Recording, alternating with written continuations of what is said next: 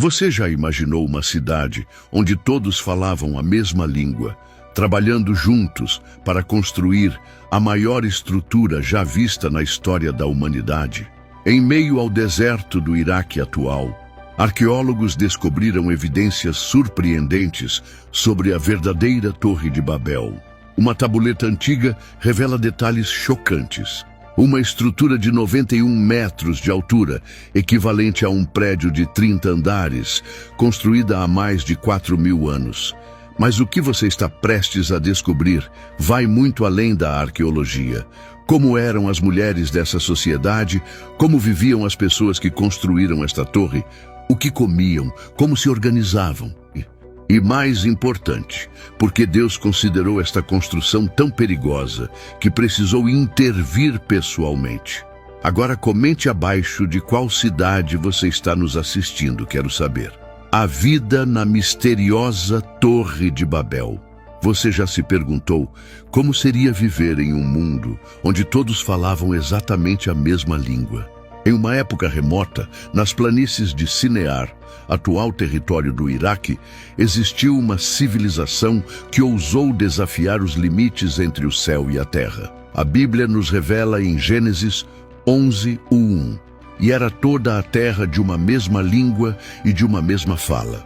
Este relato nos transporta para um momento único na história da humanidade, quando os descendentes de Noé se uniram com um propósito ambicioso que mudaria para sempre o curso da história. Imagine uma vasta planície, onde milhares de pessoas trabalhavam em harmonia, construindo não apenas uma cidade, mas uma torre que pretendia tocar os céus. As descobertas arqueológicas nos revelam que as construções da antiga Babilônia eram verdadeiras obras-primas de engenharia.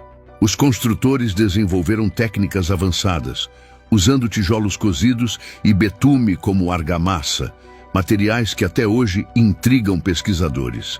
Em Gênesis 11:4, encontramos a verdadeira motivação por trás desta construção monumental.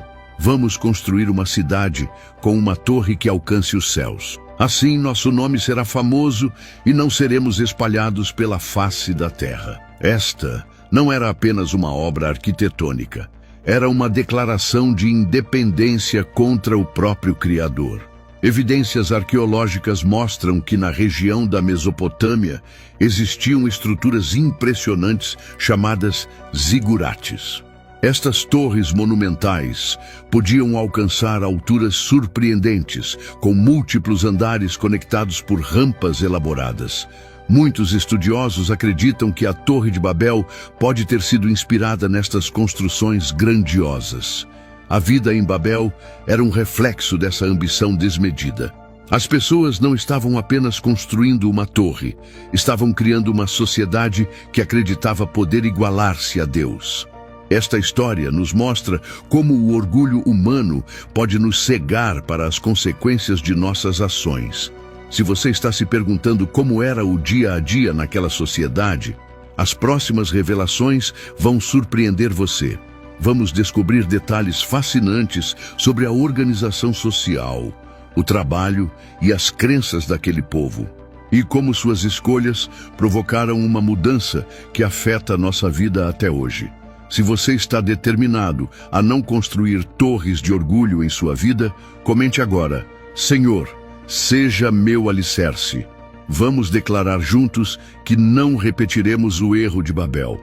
O que vem a seguir vai revelar aspectos surpreendentes sobre como essa antiga civilização vivia, trabalhava e se organizava. Prepare-se para descobertas que vão mudar sua forma de ver esta história impressionante. Como era a vida em Babel?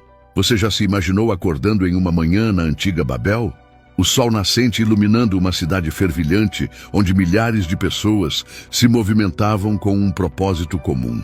Vamos mergulhar nos detalhes fascinantes desta civilização que desafiou os céus, como nos revela o livro de Gênesis 11:3-4, e disseram uns aos outros: Vinde, façamos tijolos e queimemo-los bem, e foi-lhes o tijolo por pedra e o betume por cal.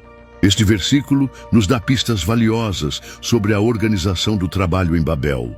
A cidade de Babel era uma obra-prima da engenharia antiga, Evidências arqueológicas mostram que a região da Mesopotâmia desenvolveu técnicas avançadas de construção.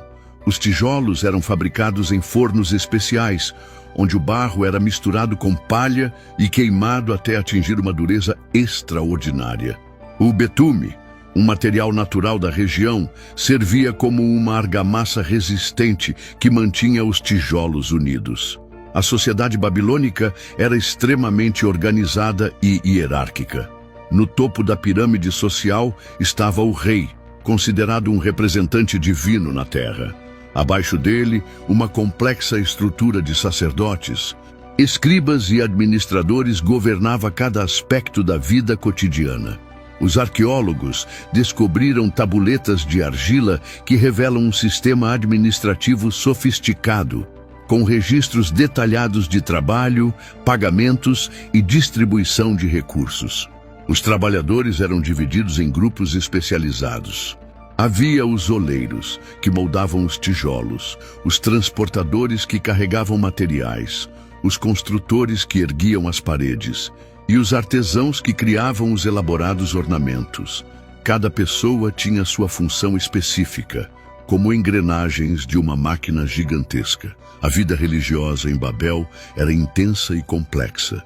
Os babilônios adoravam diversos deuses, cada um associado a diferentes aspectos da vida.